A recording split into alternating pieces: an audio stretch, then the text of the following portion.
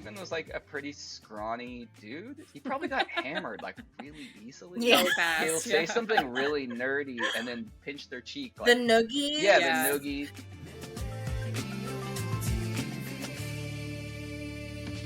Welcome back to a new episode of Millennial TV.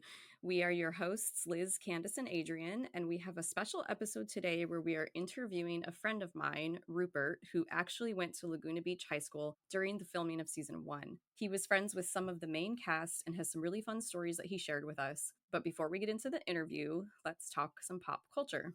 Every year, Kyle and I look forward to all of the Christmas specials that are on TV through the month of December. And the specials, you know, they help us get in the Christmas spirit, but we mostly watch them just to make fun of them because they're always like really corny and cheesy. So last night we watched the tree lighting ceremony from Rockefeller Center, and then it was followed up by Christmas at Graceland. And this was the first Christmas special ever to be filmed at Elvis Presley's house. And they did a bunch of segments outside of the house and then inside of it in like different rooms and stuff. And there was a bunch of different celebrities who sang, including Alanis Morissette, Post Malone, Lana Del Rey, John Legend, and a ton more. So my dad is a huge Elvis fan, so I knew all the songs and I was actually pretty excited about it because of that. Like, I just grew up listening to Elvis. So it was actually really good. Like, the singing was great. Like, I was very pleasantly surprised with how it was. But the corniest part was so funny. They kept using projections. They would project onto the actual mansion outside giant photos of Elvis. So like the person is like singing whatever Christmas song, and then like Elvis's face just like appears on the mansion behind them. And there was one guy, Kane Brown, who he sang Blue Christmas, like the Elvis version of it. Oh, that was probably really good. It was really good. And then while he's singing it, Elvis like starts singing like behind him. So it was like a little duet sort of thing happening. That's kind of cute. I like it. It was very cool. Oh, and Post Malone, when he sang, he did it like over the swimming pool. They set up like a glass thing, so he was like standing over the pool, and that he jumped in the pool at the end, like with his guitar. Can I just say he's totally copying Taylor Swift because she has a whole bit. No. She has a whole No. bit where she jumps into the stage and it looks like water. Just saying, Posty. Well, he looks pretty ridiculous, so. So it was really fun, and I really enjoyed that one. So I wanted to ask if you guys had any favorite Christmas specials you watch every year, or if there are any ones with celebrities from them that, like, you know, you've enjoyed in the past. Everyone makes fun of it on TikTok now, but do you guys remember the Christmas special with, it was Nick and Jessica? Yes. Like Nick Lachey and Jessica Simpson and Ashley Simpson sang a really terrible duet of the little drummer boy. Yes. And I'm not going to do an impression of it, but it was pretty terrible. But that's the first thing that comes to mind when I think celebrity Christmas special. And then I remember like Glee would do a Christmas episode every year. But I actually hate them. You hated the episodes or the songs? The Christmas episodes. Okay, I agree. They were kind of out of place all the time. They didn't fit in with the season at all. Yeah. The songs, okay, they were okay. But honestly, I like the songs. I don't know. Baby It's Cold Outside is one of my favorite Christmas songs. Mm-hmm. And I really loved Blaine and Kurt together. Yeah. Blaine was one of my favorite characters, but I hated their duet of Baby It's Cold Outside. I thought it was awful. It ruined it for me. And I love both the couple and the song. So I thought that I would like really love it. Yeah. The arrangement was weird. I just wasn't into it. The Christmas episodes always felt out of place and they didn't contribute to the season at all. So like you can literally skip them when you're in a rewatch and it will not make a difference. And I actually do skip them in rewatches. Except for the one episode where Britney still believes in Santa, because that one's pretty good. Oh, where they like do the Grinch thing, sort of. Yeah. Yeah. I at least watch clips from it. But yeah, so that's the two things that I think of when I think of Christmas specials. Other than that, I mean, I obviously watch the Christmas movies every year, like the Grinch and stuff like that. But we actually watch the Nick Lachey and Jessica one like every year because it's on YouTube, and so Stop! it's like I our love favorite. It. Yeah. Stop! That is so funny. My favorite part is like they're singing this one song, and it's like they have a fake like house set up, and Jessica is like outside of a window, like looking cold, but they're like in a studio, and she's like singing into the window at Nick, and I'm like, why is she doing this? Like, it's so ridiculous. Yeah, it was so weird. I love it. It was so weird. And every time I see clips of that little drummer boy rendition on TikTok, I laugh because it's so funny. And like at the time, you didn't realize how bad it was. Yeah. Because like Jessica Simpson and Ashley Simpson were really popular. And I personally had a huge crush on Jessica Simpson. And I like loved her. Those triple threats for me, you know? I was like, acting, singing, and dancing. You've mentioned her multiple times on the podcast. I love her. But I used to think she was like the world's best singer. And now I listen to her and I'm like, there's so much wrong. There's so much wrong here.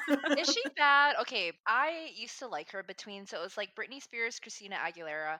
I like Christina. My sister liked Britney. Between Mandy Moore and Jessica, my sister got Mandy Moore and I got Jessica Simpson. So I used to love her and bought all her albums and stuff like that. But you're right. Listening to her live during some performances, I would still say she's a good singer, but she's like pitchy at times. It's that thing that they used to make pop stars do with their voice, that baby thing. Like Britney Spears did it too. It's vocal fry. It it totally kills the sound, and it's like it's bad. It's bad. It's so bad. But I super into her. I remember when she did the remake of Take My Breath Away, and it was like her and Nick's song. You could like pretty much on any given day blasting from my bedroom. You could probably hear the Jessica Simpson version of Take My Breath Away. Like, while me trying to match the notes and like failing miserably. Like, yeah. I haven't watched any celebrity like Christmas specials, but I always used to watch the movies Once Upon a Christmas, Twice Upon a Christmas, if you guys have watched that with Kathy Ireland. And she's just like this beautiful, angelic, heavenly figure that comes down to earth to like live with was it a single dad and his daughter? Because I think their mother had passed away. And she's actually Santa Claus's daughter. I think that's what we find out. That is so wholesome. And it's just such a magical movie. It was so cute. I can't find it anymore. I mean, like, it's usually on Disney Channel, Family Channel kind of TV.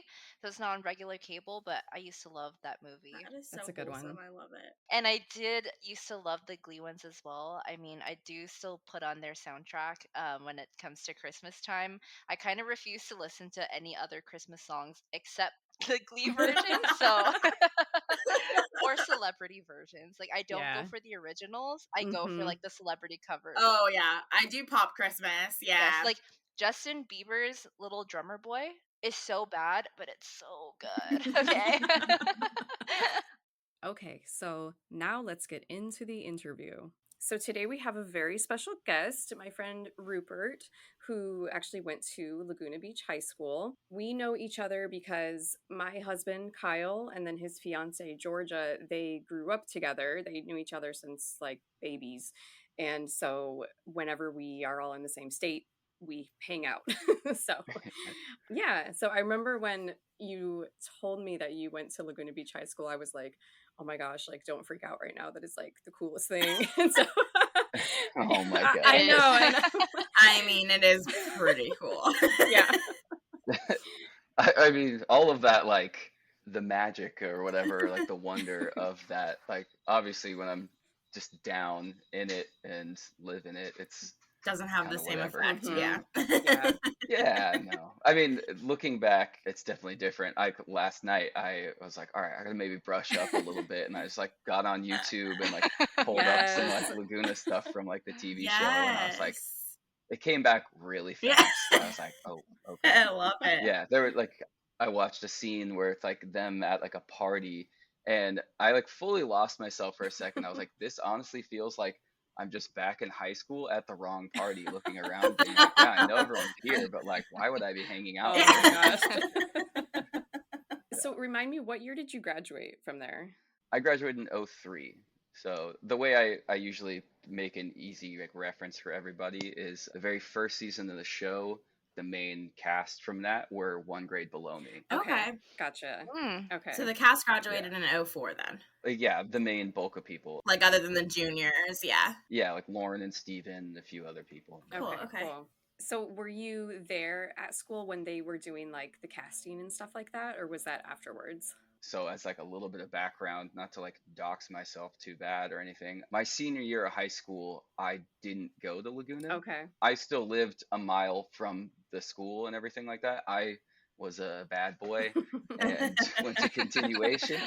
I just was a bad student, really.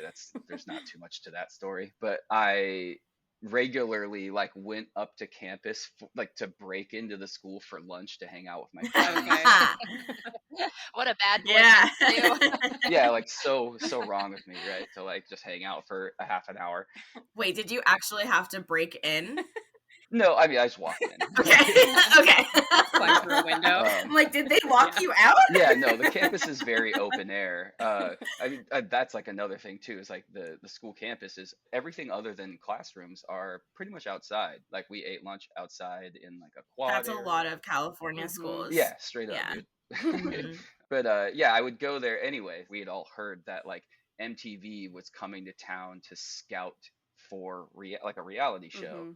And they had gone to other high schools in the area also. Like Laguna wasn't the only one that they went to, but I think it was like their main destination number one.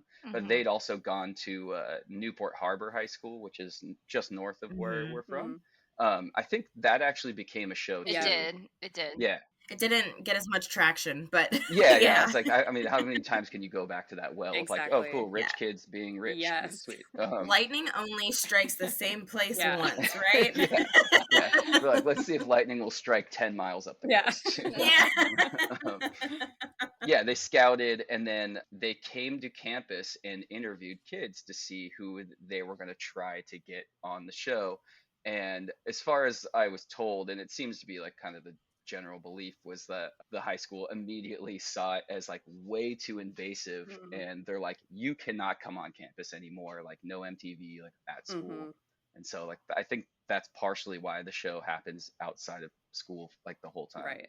Yeah, I always thought it was so weird that we never saw them actually go to school. Yeah. Because the whole premise was that they're high school kids. Yeah, exactly. And like they rarely talk about homework. Yeah. Like it's like they're just many adults and we don't even worry about school at all. Yeah. So I always thought that was really strange. But that makes more sense that the school was super against it. Yeah. I would have thought that they would have just like lapped up that opportunity, but surprisingly they're like, no, this is a hassle. Don't do that. So I would see them around town constantly. Everywhere you went for a couple years, there was just like some crew up to something, or like the kids like being filmed at like a location.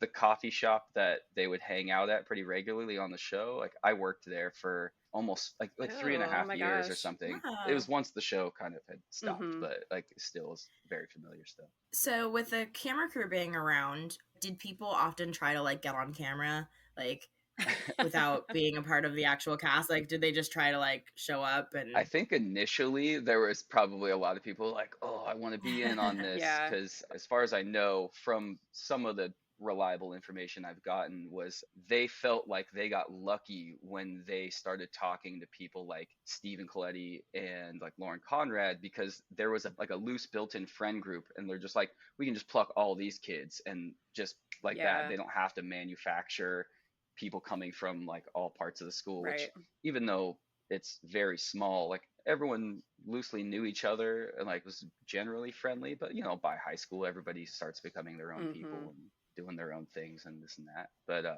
yeah, I think as far as I was told, it was like once they found that kind of friend group, they're like perfect, and so they just like took those kids, and then the ancillary people surrounding them, like when you watch the show back, you see a lot of the same faces that they'll never name, but they're like in the shots or talking to the main cast all the time. Well, and it actually kind of felt like Steven, Lauren, Dieter, Kristen, they were a crew, but Morgan and Christina kind of felt like they were a separate crew that were put together for the purpose like shoehorned. Of the show. Yeah, totally. My question then is, you mentioned that it was like an automatic friend group that they just kind of pulled from. Were they all really as close as it seemed like they were on camera? I can't speak like super close to that, but I would say largely yes, especially watching what I watched back again. I was like, man, so much of this stuff is like completely and utterly manufactured. Like these parties that they're hanging. I mean, the very first episode of the show was like they go to the Surf and Sand Hotel and have like the little like fancy dress party. Like iconic. MTV paid for that. MTV was behind all of that. That was not something you regularly did down there. Yeah, No, you guys no. were not sitting around planning these parties at hotels. Right, yeah. Just like, oh yeah, let's just pay for a like that's a beachfront resort. Yeah. Like one normal room there is probably the opposite of cheap, and for a 16-year-old, like, you know, I don't care where you're from. It breaks my heart that wasn't like Same. We all believe I wanted to emulate it so badly. Like I wanted to have hotel parties and be that person, and I'm so sad that it was manufactured and not real because I tried so hard. Yeah. I think maybe the kids thought of the idea to have like the black and white thing, maybe, but yeah, everything else was just like full setup. Like, yeah. So was there a group that you hung out with out of the cast specifically, or that you, even if you like, you know, hung out a few times or whatever, like was there a certain person in the cast that you were particularly close with or particularly knew well? So like Laguna's pretty small, right? And most of the people that I went to high school with, and everyone from the show did as well, like most of us had known each other, or at least have gone to school together since like before even anyone was double digits, you know? Like I used to take the same bus as Steven when we would go to school, and you know, things like that. Because even though his house was not very close to mine at all, like it's just that route kind of thing. And so you get to know people like over the course of that. Like he sat behind me in Spanish in 8th grade, and like I had some class with Lauren Conrad at some point. I don't like know her personally, but like a lot of the guys from the early cast I did grow up with. Like we played sports or whatever. Like Trey and I were good friends growing up. Very cool. Yeah, even people that weren't the main cast, like Dieter, who I saw constantly when I was watching the show back last night. I was like, I swear to God, I've seen his face more than anybody's. And, we're Dieter fans over here. Yeah, like him and I played soccer together like once upon a time. But yeah, like by the time we all got to high school, like I had a separate group of friends, and you know, they did. But like Laguna is also, a lot of it revolves around beach culture, like going to the beach, I guess. And so even if you don't hang out with people at lunch or whatever, like on the weekends and all summer long, no matter what beach you go to, you're going to bump into somebody you know, like whether or not you're directly hanging out. So it's like you're seeing these people very regularly. And then the real parties, the, you know, non-hotel room fancy dress ones, like those were still really very regular. And I mean, there's some really cool overlap in like some like indie rock worlds, like a kid that a lot of people are friends with. His name's Ty Siegel, but he plays in a bunch of various garage rock bands and stuff like that, and is like a very, very successful musician now, like in his own right. He had his hand in making music, and a lot of the parties would revolve around like his band was going to go play. So like everyone's like, let's go, we're going to go to this house, Ty's going to play, and then a bunch of underage people rolling in with 30 racks of beer, you know? And I guess for the show's sake, it's red Solo cups or whatever. Yeah, like no matter what clique or whatever you were from, like most people were showing up to these parties because of like the word of mouth that would spread so fast and stuff. That's really interesting. That was the big draw for most people, and we never ever even saw. Yeah, we never see that at all. Yeah, we get a band in season 3, but it's not that band. I think actually the band that they show, I can't remember their name. I think it's Open Air Stereo. Yes. Okay. The singer, his name's Chase. Yeah. I know Chase a little bit. I think he's my brother's age. Like my brother's 4 years younger than I am. I knew him a little bit through just some sort of connection through town and getting to know him a little bit, and like skateboarding and things like that. That's awesome. Nice. Yeah, it is weird to like go watch a TV where like this was the most popular show MTV ever had at the time, and being like, oh, that's so and so and so and so, and just like not stopping and being like, I don't even know that person, but I know their name, kind of thing. That's crazy. It's like kind of like having a video yearbook. Oh, totally. But, like, you're not in it. Yeah, like, you didn't make the cut, right? Yeah, and a lot of these people are frozen in time, so, like, when I think of their face or whatever, it's like that's Yeah. the version I think of, like, who they are, yeah. Did any of your friends try to be on the show? Most of my friends were in my grade, so, like, we had already aged out by the Gotcha. time they were casting. But a big part of, I think, when they felt like they scored, like, talking to people like Lauren and Steven and so on, was that they all came from wealthy families. Right. And that was sort of like a prerequisite to be a person of note on the show. Because it wasn't interesting to just be a kid from that town. Like, you had to, like, live that glamour, or at least have the perceived perception, kind of idea. Yeah, like, not that I would have even tried to get on the show anyway, but I came from, like, a working class family who didn't have too much despite the city I grew up in. And, you know, eventually it's not like I was struggling or anything like that. Like, in comparison to, not to sound like I'm picking on her or anything like that, but, like, Lauren Conrad is from a gated community at the end of town where the minimum cost of those houses are already 7 digits. Like, it's a very nice place. And I think that's what they were aiming for. That makes a lot of sense. I remember whatever season it was, I can't think of her name off the top of my head. Sorry, I didn't know her personally, but she's given, like, a gold leaf Bible, like, for, like, her graduation present. Christina. Yeah, okay, yeah. I remember that, and, like, it wasn't even so much the Bible part, like, whatever, who cares? But, like where they were standing, I remember it was just like this, like, beautiful, like, open air living room that looked like, you know, a hacienda, like, overlooking the ocean. And I'm just like, dang, like, okay, this is real serious stuff when it comes to, like, people with money. Was it weird to be surrounded by that kind of wealth and not having it yourself necessarily? Like, I know I grew up in, like, a particularly rich tech town in California, and I grew up with friends with, like, tennis courts in their backyard, and I was like, that is not what's going on at my house. Totally. So I don't know, like, thankfully, if it did, like, affect me, like, growing up, it was a little more, like, subconscious. And I'm pretty thankful that, like, at the time, I don't think I really sensed, like, shame or anything like that. Like, I mean, I'm sure a lot of it's largely kind of void or, you know, died out a lot, but, like, Laguna was full of, like, hippies and artists that, like, you know, their life's work is making art, not making money.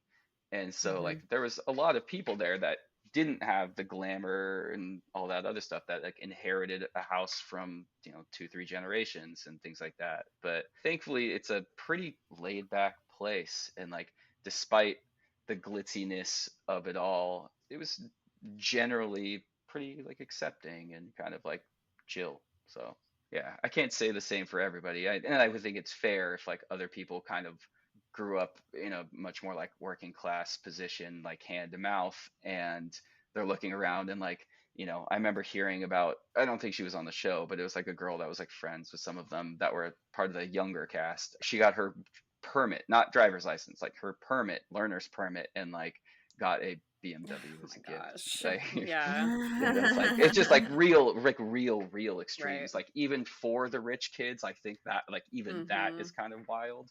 But it still happened because it's like that town is just full of stuff like that. And there's only 800 kids in the high school, and when, like, 65% of them are all in, like, one of the highest tax, or their families in that highest tax bracket. Yeah, that's interesting because the show portrays it that, like, everybody that lives there is super rich and has giant mansions and stuff like that. Like, that's definitely what I thought. Yeah, it's nice to know that there were normal regular people out there. Yeah, totally. Not a lot, but there's some. And, like, God, I can only imagine. Probably way less now. I would say I'm sure less than 10%. Yeah. Do your parents still live there? No. My family moved away, I want to say 13 years ago. I want to say we moved in around 1992, and then my family moved away in 2011, 2010, so something they're there like for that. a while, though. Yeah, my family lives in, or my parents, like my mom and stepdad, live in South Africa now. Oh, wow. Yeah. Totally different Yeah, just a little. Laguna's full of South African people, but that's kind of a total aside. Yeah. Oh, interesting. Yeah. One of the restaurants that's in town is like a South African like type restaurant owned by South Africans. I think they showed it on the show once, but whatever. Not as important or interesting. We love tracking the restaurants on the show, actually. Yes. We look it up from time to time to see if they're still open. Yeah, Mozambique is there. I'm sure, I want to say they've gone there, or at the very least, I've seen those people there. How many times did you go to Pasta Pomodoros?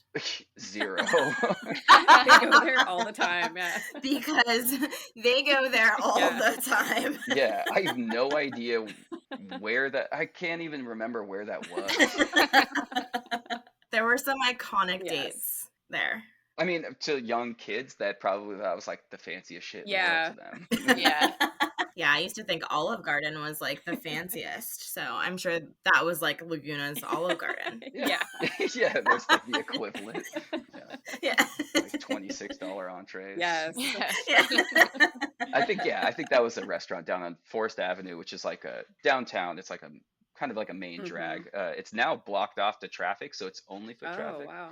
It's kind of a cool area. Yeah. That's cool. There's some long-standing restaurants there. I'm pretty sure that's where Pomodoro used to be. Like that space still exists. It's probably just a different name. What was the town like after like it got super popular? Like, because I've heard that at first, like the city, like people living there, like kind of didn't like it, but then once it gained popularity, then they were trying to be like promote their businesses and stuff. Like, were you able to see any sort of difference in that? So like Laguna's always been a really heavy like tourist destination, especially during summertime. It's like the quintessential picturesque California beach city, and it's far enough away from the LA bustle, but not far to the point where it's like a trek. So it's like you can get there from LAX, on a good day in an hour. Yeah. I didn't see too many like adult people like expressing any kind of frustration. It's not like they were shutting down streets or anything. For me, it was like just the nuisance of not being able to go to a spot because they might be filming there, things like that. But I could see absolutely like, like the Coffee Klatch got so much play that first season of like the two Laurens going and getting coffee or whatever. Yeah. That drummed up a lot of business for that place. And I did work there for years. And, people would talk about it. Even, I worked there in like 2008 or 9, and people would still mention the show. They're like, oh, people still come in and like things like that. And I can imagine a lot of other people wanting to parlay the popularity of the show. Pasta Pomodoro probably had a lot of reservations like for at least a little while. Yeah. Yeah, speaking of Laurens, why were so many people named so Lauren? many. Because there's Lauren Conrad, there's Lauren Bosworth, then there's Alex H, who's really Lauren, and then there's Polster, who's Lauren Polster. Right. So I just was there more Laurens? So weird. Was it like there probably was. Yeah, I just always thought that was so funny that literally almost everyone in town was named Lauren. Must have been really popular that year. I don't know. I guess so. 1987 was a big year for Laurens. Yeah. Since you mentioned like that you used to hang out with like Trey and stuff like that, when you watched them on the show, did it feel like they were the same person, or that they were like the people you did hang out with? Did it feel like they were putting on a show for the camera at all? For the most part, it seemed pretty genuine, but yeah, it was pretty funny to see that like it's a lot of just like these kids that I grew up with, just like more or less being themselves, at least within the circumstances that they were in. It's like knowing that there's like multiple cameras that are like this big with like some dude part of a union like pointing it at you the whole time, and then like someone off camera being like, okay, that was cool. That was a great candid moment. Let's do it again. Oh my gosh. Where it's like, that was like, that actually happened. Yeah. Like MTV would help kind of like grow the ideas into bigger things, like the fashion show or whatever. Trey was definitely the mastermind behind that. Like, sorry, buddy, but like those fucking ridiculous trucker hats he would wear like on the show, like he made them himself, which is really cool, like that somebody who like comes from a pretty privileged like position, still wants to be like a creative person doing things themselves. So he really did do things like wear like a belt around his arm, and like the Yeah. fashion was real. Okay. Dude, that Okay. shit was the most real. Like maybe he was like turning it on, like, or turning the dial up a little bit, because like maybe he thought he could like parlay that into something bigger after the show. But yeah, for the most part, he just kind of had that very of its time fashion sense. I'm so glad I did rewatch a little bit of it last night, because like there was some stuff that I would have completely glossed over that I was just like, oh yeah. I was like, everyone, like 80% of the people are wearing trucker hats, and 80% of those people are wearing them backwards in like the exact same way. And like a couple brands popping up, seeing them. There was like a Laguna based brand that was just called Turkey, like the animal. And I spotted it in like one of the clips last night, and I was like, that was like a not successful surf brand run by someone from Laguna. And so there's like these weird like trends within the bubble blowing up. So like these brands that never got successful outside of our town were like things like on MTV, which that was really weird. That's too. So interesting. Yeah. Did you watch the show when it aired? Oh yeah. Me and all my friends, we would all get together and it was like, let's see. That's funny. Yeah. Did you watch season 2 and season 3 as well? 1 and 2, and then 3 I watched a little bit, but by the time that happened, I only personally knew Talon was on season 3. Talon and I grew up together. You know, I have plenty of stories with him, of like him and I growing up. Can you put in a good word for us? Because I want him on the pod, and he didn't respond to my Instagram message. Oh man, what a butthead! Yeah. I mean, it's been a really long time since I talked to him. I'm just kidding. But it is funny to see him on the show, and then like every conversation was like someone alluding to something that he did. They're like, don't do that again, or like, don't be like that. And then he like kind of nods, and I'm like, what is this motherfucker up to? Like being shady over here. Like he's like probably saying like stuff to girls to like kind of like, you know, put something out there, but then being like, no. You know, Talon is the most interesting character on that show for me. I always say this. I think he understood the assignment like way more than anyone else. Like he knew what was happening, he knew what they wanted, and he delivered. Like he was very much like, I am going to give them a show, and I love it. Yeah, his personality is built for that. Like even in high school, he's one of those people where like, you're like, hey man, what's up? Are you good? How are you? Like, and he's like genuine. It's a very quick, but it's like he's engaged with you right away. But you could tell like he's a genuine. It's just like built in that DNA. He's like a people person, but also in the sense that's like he's not just a people person, but he's like extremely charismatic, and so he'll pull you in quick. You know what I mean? If that makes sense. He seems like he's like that on the show. Yeah. He has the perfect demeanor for kind of like catapulting himself into something bigger, and he's always in the mix. I don't want to, this was a long time ago, and I don't want to like put him on blast too bad. It wasn't like the worst thing in the world, but so real quick story, sorry Talon, but whoever hears this, I love it. Post show, a lot of those guys were trying to parlay the success of the show into a career for themselves, which like I can't fault them for, despite some of that sometimes feeling a little corny or cheesy or whatever. I can't say I wouldn't have tried myself, you know, like if you're like, hey, I get paid to just like stand in front of a camera and hang out, hell yeah, why wouldn't you like try to do that forever? I mean, look at Kristen Cavallari today. Like she exactly did such a good job doing that. Like she's just some kid that she's not even from Laguna. Her family came from Colorado. Like they lived there for long enough. It's not like they're like not. That sounded like some sort of like anti like, locals only, bro. Like whatever. You're gatekeeping. Yeah, well, it's like, oh, you weren't born at South Coast Medical Center down on PCH. Like, F off. No. Yeah. Okay. Whatever. Let me just get to that story about Talon, because it's gonna drive me insane if I don't do it. So yeah, we're like at a house party, as one does in Laguna. You know, naturally. I'm sure Ty's band probably played, and Talon comes to the party, and everyone is out of high school by then, or like freshly out of high school.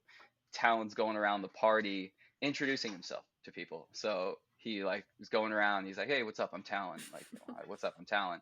And he like went to a buddy of mine who is in Talon's grade, had classes with Talon. Like, there's no way you don't. Even if you don't know each other personally, you know that person. He's like, hey, what's up? I'm Talon. And he was like, yeah, man, I know.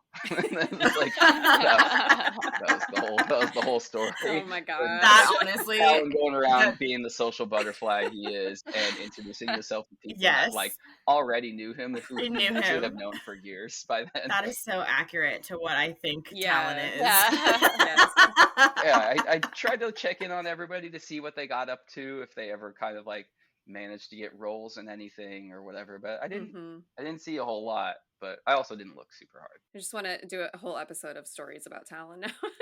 I know. I love that you were close with Talon. Yeah, that like makes my whole day. Yeah, a lot of it had to do like laying the foundations when like all of us were pretty young, like So there's 2 elementary schools, 1 middle school and 1 high school in Laguna. So it's like you might have gone to a separate elementary school and then everyone kind of comes together after that. So it's like you knew half those kids already because of like sports or after school stuff, things like that. But I told Georgia a story about Talon and like staying over at his house. Like, oh my gosh. Yeah, a story that it's not worth sharing on here about like, Talon and Talon's dad. I have a question. Were promposals a big thing back then, or was that done mainly for the show? I'm pretty certain that was the show. To be fair, though, I was already too old. And at that time in my life, I was like way too punk for something like that. Funny aside, though, rewatching what I watched last night, when they go to the prom, they show it on the show. They just show it without like saying anything. But the person that won prom queen was a good friend of mine to this day. Her name's Claire. It shows a shot of her putting her hand up in the camera's face, like during the prom thing. She's wearing like a blue sequin dress, red lipstick. She's easy to spot too. She's got a gap tooth. That's like a trademark look for her. But yeah, she won prom queen. She was like the punk rock girl. I think MTV was probably not psyched on that because it was no one from the cast. But everyone else was psyched, and like the people from the show voted for her. A little behind the scenes fact: Claire actually worked on the show. Like MTV hired her. Okay, is it Claire who does the year-end graduation video? Yes. Oh my goodness! Oh, perfect. Yeah, so Claire now is an actual like big time video director. Wow. She lives in New York City. I don't know if she still works for Warner Brothers, but she makes music videos like for a living. Oh wow. And like her start was getting to help on the MTV show. Wow. That is amazing. Yeah. Talk about someone who really like took advantage, and really put out there. That is amazing. Yeah. Oh, 100%. She just went back to her art college a couple days ago and was a guest speaker, like coming to teach the students about music videos. Wow. Yeah, it's a trip. Like the people that were most successful from the show, I mean, aside from the big names, like were people like Claire. Pretty interesting, but yeah. Oh, that's so awesome. Yeah, she's brilliant. And when she won prom queen, I think her and I were dating actually. But oh my gosh. So you could have been prom queen. Yeah, so my girlfriend was the punk rock prom queen at the time. So you really were like 2 degrees away from being on TV. Yeah, I got all the behind the scenes info from her because she would go and work on the show during the day. I even knew where like they had a secret office in town on PCH, and like I knew where it was. It was like unmarked and everything. Question about the prom and everyone being drunk in the limo after. Was that like a normal occurrence that people would get drunk at your school dances? Yeah. Really? Okay. Our school was so against that like if you were drunk at a school dance, you were then banned from every school dance for the rest of the year. Like so I was always shocked that they were able to get away with that. Yeah. And being so intoxicated, because I don't know if you saw. Hammered. Hammered. I don't know who it is, but Steven's talking to somebody and he just vomits right out the. Yeah, he gets out. Yeah. So I was like, that's not only drunk, but like wasted at a school function. Absolutely. I think at least my guess would have been that like inside they were well behaved enough to where the chaperones probably didn't pick up on it enough. That or like most everybody was like at least partially drunk to the point where like, well, we can't kick everybody out kind of thing. Yeah, I mean like partying is a big part of the culture. And like I think that's a big part of how people stayed not friends but friendly with like cliques outside of your own, because like the town's very small, the school's very small, and like more often than not you've known these people since you were a little kid. So like even if you're not regularly hanging out at the time, it's like still fine seeing people around, and you can still say what's up and be cordial and things like that. Right. Pretty much the second you hit like maybe sophomore year or something like that, it's like you're trying to find parties and where they're happening. And I have no idea how these kids were getting alcohol, because at the time I didn't drink, so I have no clue. That's what I was always wondering. Where is it coming from? Who's supplying it? Is it MTV? Maybe. You never know. I mean, because technically that would not be legal, but like No. the solo cup was like that was by design. You can't show like a minor drinking alcohol, but like if you were drinking out of an opaque cup where you have no idea what's in it, like you could be openly drinking as long as you don't say it out loud. It's like perfectly fine. Or a cologne bottle in one of those episodes. Well, I know from other MTV shows that they are more than happy to supply you with alcohol to get drama captured on television. Now, it's a little bit different because they're minors. Yeah. Right. But I think at the very least they were turning a blind eye. Oh, yeah. For sure. Because almost every single party that they attend, they're all drunk. Probably 100% of those parties, yeah. When I watched when I was younger, I never picked up on it because I wasn't like a partier or a drinker.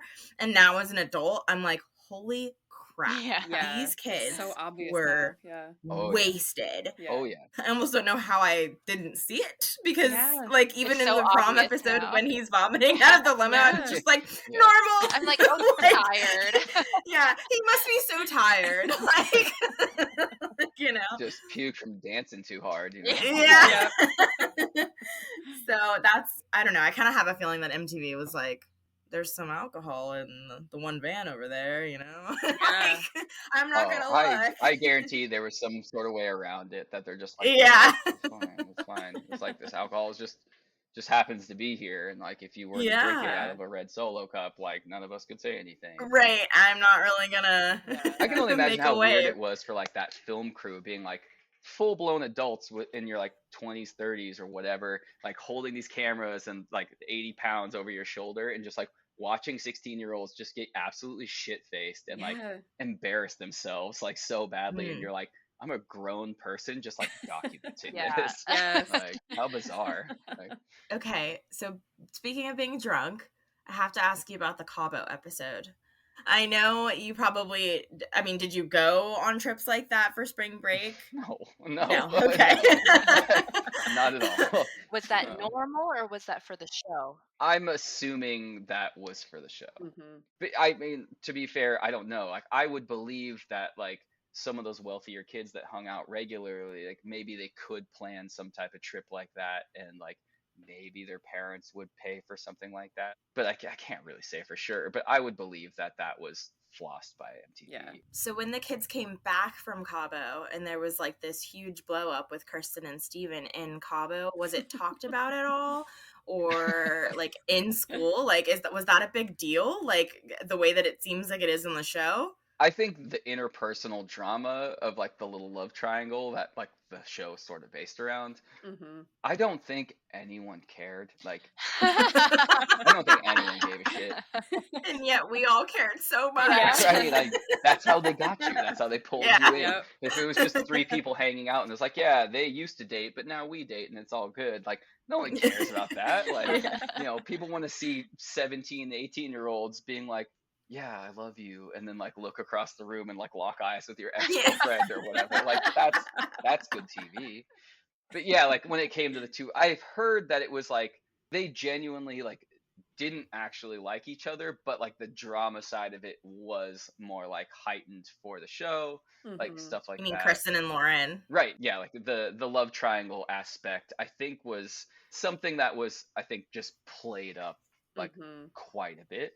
But also, to be fair, like these are not people I was talking to on the daily, so like maybe, but they probably said that too. They said the same thing. Like they probably weren't each other's favorite people, but they didn't hate each other as much as the show made it look like. Yeah, I started to feel like I could read between the lines, like seeing them when they were being filmed in the same location. It was like, yeah, they weren't friends clearly, but like you could tell there wasn't like genuine animosity either. Right. Like I don't think it was that big of a deal. That's why they edited all the looks the way they did. Exactly. Yeah. Did you watch the Cabo episode? Yeah, not recently, but yeah. Were you all like kind of shocked by the behavior, or were you like, that's pretty normal? Like for Steven and... At the time, I just thought it was mostly embarrassing. Like, only in the sense that it's like young people making an ass of themselves. Right. You know, like, which like, yeah, no matter, it doesn't matter that it's the MTV show or not. It's like, that's just embarrassing. Yes. Right. I think at the time too, Steven was like a pretty scrawny dude, so like he probably got hammered like really easily. So fast. Yeah. And like I saw a lot of scenes where like he'll say something really nerdy and then do something kind of funny. Like he'll go up to somebody and be like, "What's up?" and then like say a goofy thing and like pinch their cheek like cute. Yes, like, and we noticed that too. We're like, ew. The noogies. Yeah, the noogies. And then like I burst out laughing last night. It was like it cuts away in like the middle of when it's happening.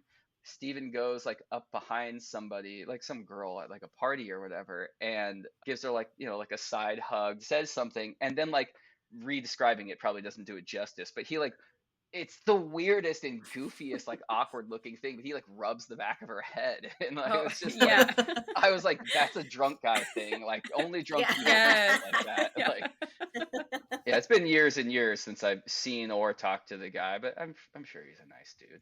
It's hard for me to forgive him for that episode. Steven and I have some love-hate relationship going on the pod. So yeah, I mean, hopefully he'll cruise on here and then y'all can hash it out. Yeah, that would be good. First of all, I love that you just said cruise. Dude, there's lingo that just comes out that like, I didn't know until last night that like Kristen did some sort of little like reunion thing with some of the cast. And there was like the clip of like her car explodes, she pulls over on PCH, she's like, my car is Dunzo. Like, but I've heard Dunzo like everywhere like since then, and like that I knew to be a distinct Laguna thing, like Dunzo. That's interesting. That's so funny. Yeah.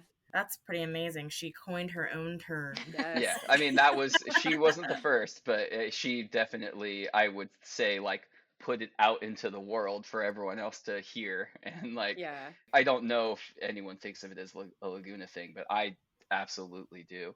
And like, there's certain things that just like, it's so intrinsically connected that like, you know, if you know, you know, kind of. You can tell watching this show that there's just certain things that like people are saying because of where they live. Like it's very like gnarly and like cruise on over and like it's just very like surfer town speak.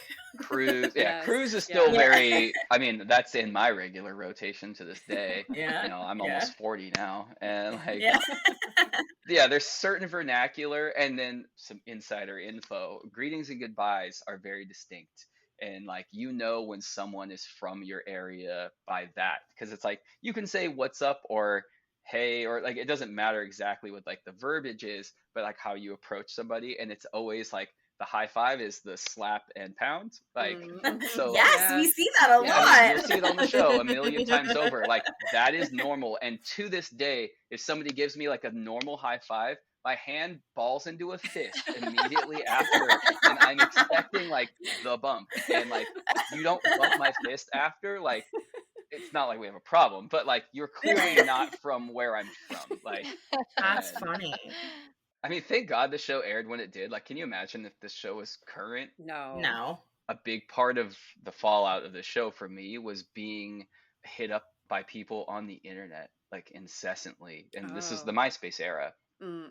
My DMs were relatively full, like almost weekly. Because you were friends with the cast and they saw you? Or? It had nothing to do with the fact that like I happened to know some people, because I think the people messaging me didn't know that, because like I'm not a character, I'm not on film at all. Right. And I think they just saw Laguna Beach. Like, and my age was probably, Oh. so like I distinctly remember someone from Australia messaging me, and they're like, "Are you really from Laguna Beach? Is that a real place?"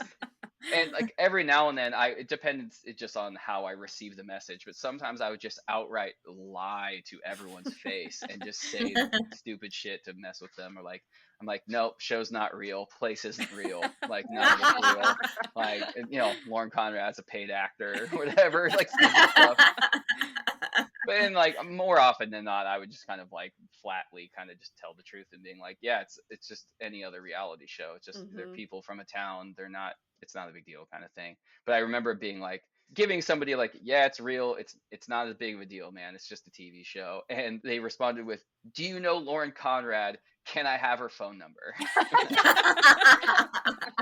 Oh my gosh. Like, that's like insane. Like, that's insane. Did you have her phone number? No. I could have gotten it. I absolutely could have gotten it. I would have only had to I probably just hit up Claire, being like, hey, do you have phone number? That's crazy, man. Yeah, I mean, just like, what would you even want from these people? They're regular kids, like, just being filmed. It's so weird to think about, but like we all were like, we wanted to be them. Yeah. Like it's so crazy, like, because you went to school there, so it was totally different for you. But I did not have that desire. Yeah. Yeah, no, I emulated my life after them. Like Laguna and the Hills were like, I don't know, it was very formative in my life. I mean, it is wild to think, because it's like that's what I witnessed on the weekend, partially. Yeah. I mean, half the time I was way too cool or whatever. Yeah, like seeing that it was like an aspirational lifestyle, I guess. And and thinking of that and being like, man, like I just can't relate, because I'm like, these are the people I see all the time, and like I don't care or whatever. And I've told these guys before, but ninth grade, I wrote a paper about how Lauren Conrad was my hero and how I admired her. I know. And it's so weird to hear you be like, yeah, I didn't give a shit. Yeah. Yeah. Like I absolutely was too cool. Like, like I was a kid for one. And like, even though like secretly I was like, that probably would be kind of fun to do, like goofy shit, get paid to be on MTV and then like whatever. But yeah, I mean the fallout of I can only imagine how often those people were like hit up. I remember seeing like the red carpet stuff of like them going to events and then like them barely being able to dress themselves because like they're like 17, 18 years old, and like it's also 2003, so style is at an all-time low. Yeah. Oh my gosh, I know. And looking back, I'm just like, I thought that was the cutest outfit, or I thought that was like so on point, and it isn't. Yeah. It isn't. Like, the jersey knit bubble skirts like over denim jeans or whatever. Like there was some incredible shit. Like, I mean, salute to my guy Trey for just putting it out there. Just like he saw the future, or whatever his interpretation of the future was going to be. He was like, fuck yeah, I'm doing it. But yeah, shout out to Trey for just, I mean, that, like, it makes my eyes bleed now. Like, ours too. Trey was lit. Yeah. Not that I looked any cooler, because I definitely didn't. But well, no, that's not true. I could say I looked cooler for sure. There were like two distinct styles of this era, and it was like scene kids and emo kids and punk kids, and then it was like preppy kids, and there was like no in between. It was like either you're part of this or you're part of that, and it's just really interesting because you didn't see a lot of that like scene punk kind of on the show. I'm sure there were kids dressing like that and doing that, but you just don't see it much.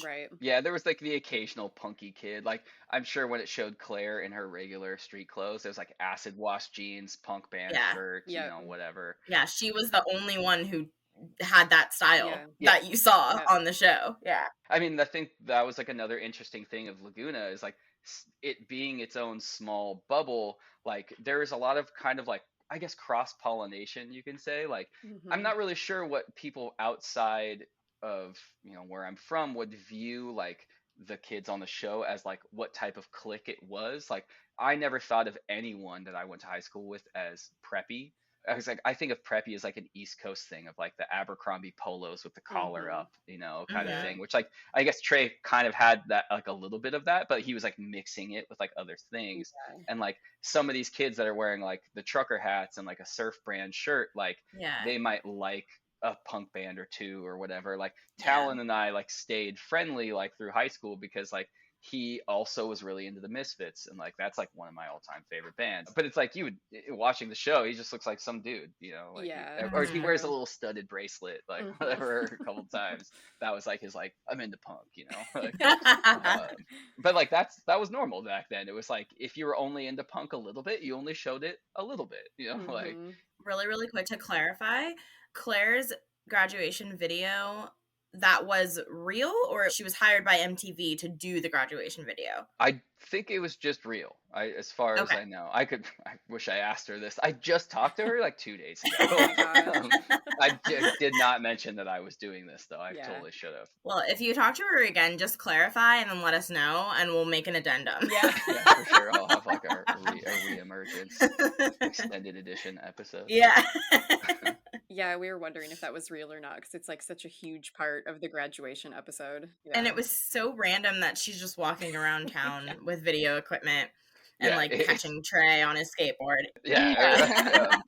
Well, now that you told us that she worked for MTV, like it makes a lot more sense. It makes a lot of sense. Yeah. Not in like she wasn't like an MTV employee. She wasn't like a industry plant or whatever, but like that was like her first kind of foray into like real movie work or film work. So cool. That is awesome. Yeah. Pretty rad. Yeah. Like I can't say enough good things about her. She rules. That's awesome. So cool. Okay. One last story. It actually has to do with the show. Okay.